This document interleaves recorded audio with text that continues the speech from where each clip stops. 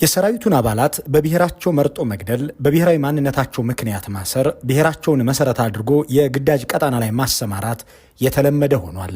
ሰሞነኛው የመከላከያ ግምገማ ይህንን ባያነሳም አገዛዙ ግን ባለፉት ዓመታት ይህንን ድርጊት ይሁነኝ ብሎ እንደያዘው በተደጋጋሚ አሳይቷል። የኦሮሚያ ተወላጅ የሰራዊት አባላቱን በብዛት ወደ አማራ ክልል፣ የአማራ ተወላጆቹን ደግሞ ወደ ኦሮሚያ ያሰማራል። ይህንን ሲያደርግ ስልካቸውን እንዲነጠቁ፣ ገንዘብ እንዳይኖራቸው፣ በቂ ምግብ እንዳይዙ ይደረጋል ይላሉ ወታደሮቹ። ይህ ቀላል ተግባር ሲሆን በሰራዊቱ ውስጥ የአማራ ተወላጆችን የጽንፈኛው ቡድን ደጋፊዎች እያሉ መጠርጠርና ማሰር፣ የኦሮምኛ ተናጋሪዎችን ደግሞ የሸኔ አባል ናችሁ እያሉ መወንጀልና ያለ ፍርድ ማጎር የሰርክ ስራ ሆኗልም ሲሉ ያክላሉ። ሊከዱ ሲሉ ተያዙ እየተባሉም በየጤሻው የተረሸኑ፣ ይህንን ሲያደርጉም በቪዲዮ ቀርጸው ያሳዩ መከላከያ አባላት ሰሞነኛው የማህበራዊ ሚዲያ ተገልጋዮች አጀንዳ ሆኖ መሰንበቱ አይዘነጋም።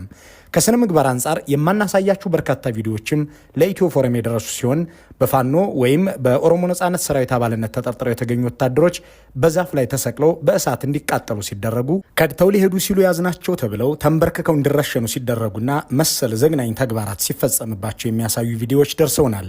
እንዲህ ባለ መልኩ የራሱን ወታደሮች ጭምር መግደልና መጨፍጨፍ መለያው ያደረገው አገዛዙ የራሱን ሰራዊት አባላት በማንነታቸው ለይቶ ማሰር፣ መግደልና ማጥቃት የጀመረው ከጥቅምት 2013 ዓ.ም ጀምሮ ነው። ሰሞኑን የሰራዊቱ አባል የነበሩ የትግራይ ተወላጆችን ደቡብ አፍሪካ ላይ በፈረመው ስምምነት መሰረት እንዲፈታ የተጠየቀው በዚህ መልኩ ወደ እስር ቤት ያጋዛቸው ናቸው። የጥቅምት 24ቱ ጦርነት ከመጀመሩ ጥቂት ቀናት አስቀድሞ መታሰር የጀመሩት የትግራይ ተወላጅ የሰራዊቱ አባላት ዋናው ጦርነት ሲጀመር ደግሞ በጠቅላላ እንዲታሰሩ ተደርገው እስከ 20 ሺህ የሚደርሱ ወታደሮች በታወቁም ባልታወቁም እስር ቤቶች እንዲታጎሩ ተደርገዋል። ከጦርነቱ ዋዜማ ጀምረው ይታሰሩ የነበሩት ወታደሮች ጥፋታቸው የትግራይ ሰው መሆን ብቻ እንደነበር ጣቢያችን የተመለከተው የክስ ሰነዳቸው ያሳያል። አስገራሚ የሆኑትን ጥቂት ክሶችና የተሰጣቸውን ፍርድ እንዲሁም ከዚህ ጋር የተያያዙ ፈገግ የሚያሰኙም የሚያሳዝኑም ሰነዶችን ከፍርድ ቤቶችና ከመከላከያ አግኝተናል፣ ወደ እናንተ እናደርሷለን። በዚህም ድምፅ ወያኔ ቴሌቪዥንን ተከታትለህ ተገኝተሃል በሚል 8 ዓመት የተፈረደበትን መኮረኒ ማራኪ ብሎ በመናገሩ 16 ዓመት የተቀጣ ኮሎኔል ይህ ሁሉ እንዲሆን ፈርመው ደብዳቤ ጽፈው የሚያዘዙ ጄኔራሎችንና ሰነዶቻቸውን ወደ እናንተ እናደርሰዋለን። አብራችሁን ቆዩ። በእርግጥ አብዛኞቹ የትግራይ ተወላጅ የሰራዊቱ አባላት የታሰሩት ከጥቅምት 24 ሌሊት ጀምሮ ቢሆንም አስቀድሞ ግን በርካቶች በተለያዩ ሰዎች እንዲታሰሩ ይደረግ እንደነበር የሀገር መከላከያ ሚኒስቴር ሰነዶች ያመለክታሉ። ይህም የማይቀረው ጦርነት ዝግጅት አካል ነበር። ለአብነት በዚህ በምስሉ ላይ የምትመለከቱትን ሰነድ እንመልከት። ይህ ሰነድ የተገኘው ከሀገር መከላከያ ሚኒስቴር የምዕራብ እዝ ጠቅላይ መምሪያ ነው። ለዚህ ዝግጅት ስንል ስማቸውን አባይ ብለን የቀየርነው ተከሳሽ ወንጀል ተብሎ የተቀመጠላቸው ክስ ከጦርነቱ መጀመር 2 ቀናት አስቀድሞ በጥቅምት 24 2013 ዓ.ም የተፈጸመ ድርጊት ሲሆን እንዲህ ይላል። ተከሳሹ በጥቅምት 22 2013 ዓ.ም ከረፋዱ 4 ሰዓት ከ20 ላይ የመከላከያ የሰራዊት ቴሌቪዥን ፕሮግራም በሚታይበት ሰዓት የትግርኛ ተናጋሪ ወታደሮችን በመሰብሰብ ወስን የሚል የትግርኛ ዘፈን በመክፈት የህወሓትን ቅስቀሳ አስተጋብቷል። የአማራና የኦሮሚያ ክልል ፕሬዚዳንቶችን በማጠላላት የኦሮሚያ ክልልንም ልዩ ኃይል የሚያሰለጥነው ህዝቡንና ወታደሩን ለማስመታት ነው በማለት ቀስቅሷል። ድምፅ ወያኔ ቴሌቪዥንን በመከታተል የፌዴራል መንግስቱን ውሳኔም ተቃውሟል። እነዚህ የክሱ ዝርዝሮች ናቸው። በእነዚህ ድርጊቶች ማለትም ድምፅ ወያኔ ቴሌቪዥንን በመከታተላቸው፣ ወስን የሚል ትግርኛ ዘፈን በመስማታቸው፣ አቶ ሽመልስ አብዲሳንና የወቅቱን የአማራ ክልል ፕሬዚዳንት ተመስገን ጥሩነህን አጣጥለው ተገኝተዋል በመባላቸው የ8 ዓመት ከ6 ወራት እስራት እንደተፈረደባቸው ይሄው የመከላከያ ሰነድ ያመለክታል። በመሰል ወንጀሎች እየታፈሱ የታሰሩ በርካቶችም በመሰል መንገዶች እስከ ሞት ተፈርዶባቸዋል።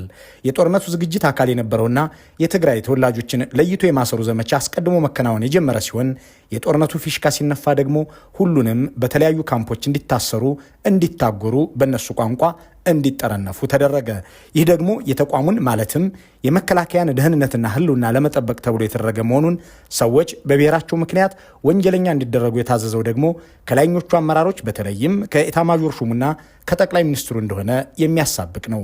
ለዚህም በወቅቱ የደቡብ ዕዝ ዋና አዛዥ ያኔው ሜጀር ጄኔራል ያሁኑ ሌተናንት ጄኔራል ሰለሞን ኢተፋና ያኔ ሌተናንት ኮሎኔል አሁን ግን ኮሎኔል ሆነው በደቡብ ዕዝ ወታደራዊ አመራር አባል ውስጥ የነበሩት ግርማ አየለ ይህ ጅምላ ስር እንዲፈጸም መታዘዛቸውን አስመልክተው ለበታቾቻቸው የጻፉትን ሰነድ እንመልከት። ይህ በምስሉ ላይ የሚታየው የጄኔራል ሰለሞን ኢተፋ ደብዳቤ ለደቡብ ዕዝ ወታደራዊ ወንጀል ምርመራ ክፍል የተላከ ሲሆን እንዲህ ይላል።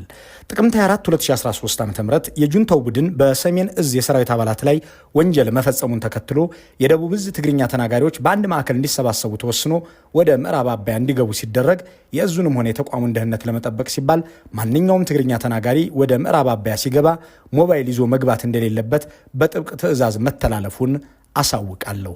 ይህ የጄኔራሉ ደብዳቤ ነው። ኮሎኔል ግርማ አየለ ደግሞ እንዲህ ይላሉ። በጥቅምት 24 2013 ዓ.ም የጁንታው ቡድን በሰሜን ዕዝ ላይ በፈጸመው ክህደት ምክንያት ትግርኛ ተናጋሪ ሰራዊቱ አባላት በአንድ ማዕከል እንዲጠረነፉ ጥብቅ መመሪያና ትዕዛዝ መውረዱን አሳውቃለሁ ይላል። ይህ በምስሉ ላይ የሚታየውና በወቅቱ በደቡብ ዕዝ ውስጥ የአመራር አባል የነበሩት የኮሎኔል ግርማ አየለ ደብዳቤ።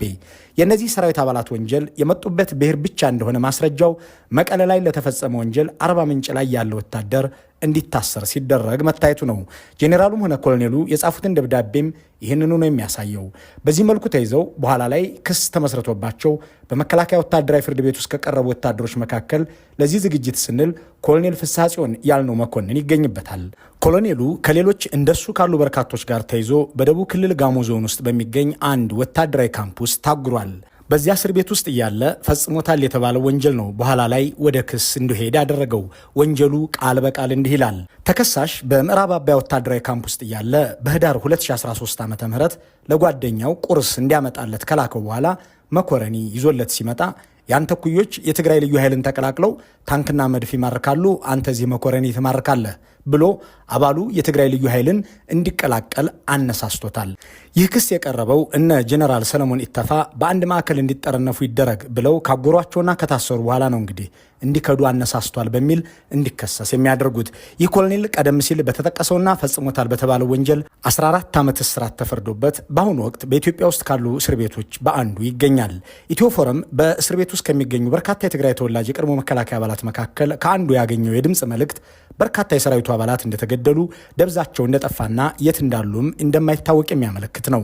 ስማቸውንና የታሰሩበትን ቦታ እንዳንገልጽ ጠይቀው መልእክቱን ከእስር ቤት የላኩልን እኒህ ወታደር በተለያዩ እስር ቤቶች ውስጥ እየተዘዋወሩ ሲታሰሩ የቆዩ ናቸው። ወታደሩ አሁን በእስር ላይ የሚገኙትን የጠፉትንና የተገደሉትን ወታደሮች በዝርዝር ያስረዱ ሲሆን የተገደሉ አባላትን በማስቀደም ይጀምራሉ። በግፍ የተገደሉባቸው የተረሸኑባቸው ቦታዎችም አሉ። ለአብነት ታጠቅ አንድ ሰው ተገድለዋል። ፓዌ 23 ሰዎች 23 የሰራዊት አባላት የነበሩ ተገድለዋል። አዋሽ 81 የሰራዊት አባላት የነበሩ በግፍ ተገድለዋል። አርባ ምንጭ 83 የሰራዊቱ አባላት የነበሩ በተመሳሳይ መንገድ በግፍ የተገደሉባቸው ቦታዎች ናቸው። እኒህ እስረኛ ወታደር ባልደረቦቻቸው በግፍ ከተገደሉባቸው እስር ቤቶች መካከል የአርባ ምንጩ የምዕራብ አባያ ካምፕ አንዱ መሆኑን አንስተዋል። በዚህ ማጎሪያ ማዕከል የተፈጸመውንና እኒህ ታሳሪ ወታደር ያረጋገጡትን የ83 ወታደሮች ግድያ በተመለከተ በወቅቱ ዋሽንግተን ፖስት ጋዜጣ አሳዛኝ የምርመራ ሪፖርት አውጥቶ ነበር። ከጋዜጣው ላይ የቀነጨቡ ዘገባ እንዲህ ይላል። የቅዱስ ሚካኤል ዝክር ግቢውን አድምቆታል። በልባቸው ተስፋና ስጋትን ያስቀመጡ ሰዎች በእስር ቤት ውስጥ ተቧድነው ያወራሉ። ሳቅ ጨዋታው ደርቷል። ቦታው አርባ ምንጭ ምዕራብ አባያ ወታደራዊ ካምፕ ነው። አክባሪዎቹ ካምፕ ውስጥ የታጎሩት የትግራይ ተወላጅ ወታደራዊ መኮንኖች ናቸው።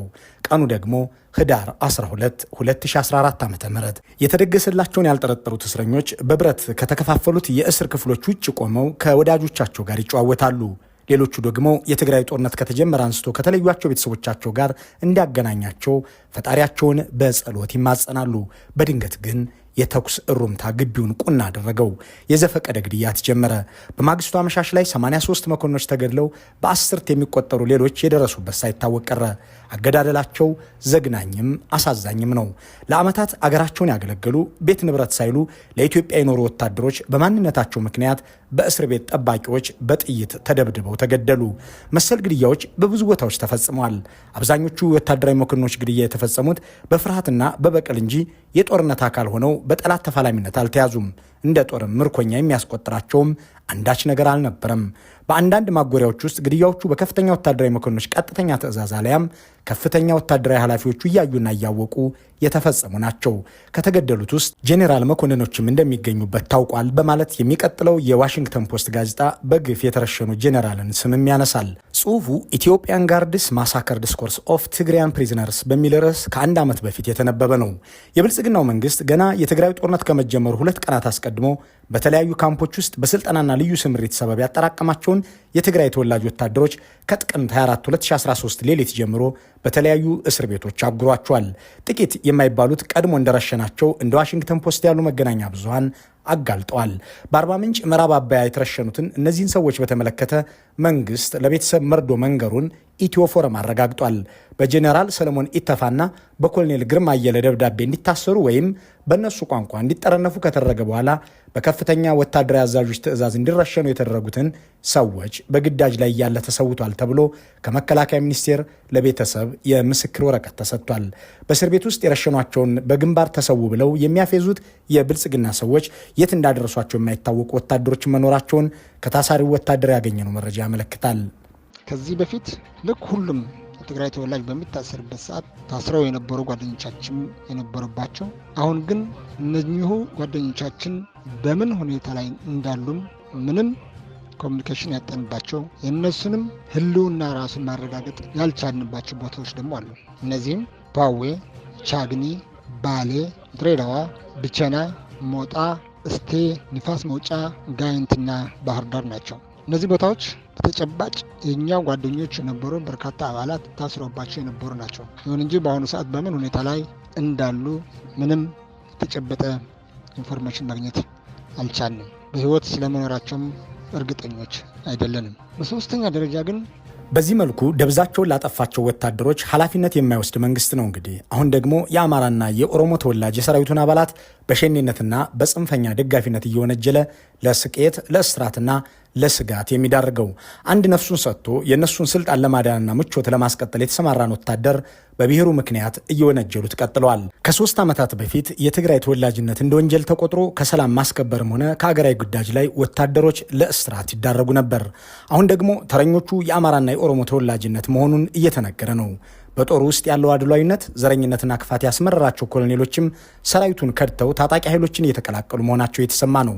ሰሞኑን መከላከያ ባደረገው ግምገማ በኮሎኔል ደረጃ ያሉ መኮንኖች እየከዱኝ ጠላቶችን እየተቀላቀሉ ነው ብሎ ኮሎኔል እንደገና ኮሎኔል ውባንተ፣ ኮሎኔል አባይነህ የተባሉ ሰዎችን በስም ዘርዝሯል። በዚህ በመከላከያ ግምገማ ስማቸው ከተነሳውና እነሱ ጽንፈኛው የሚሉትን ፋኖን ከተቀላቀሉ ወታደራዊ አዛዦች መካከል ኮሎኔል አባይ እንዲህ ሲሉ ተደምጠዋል።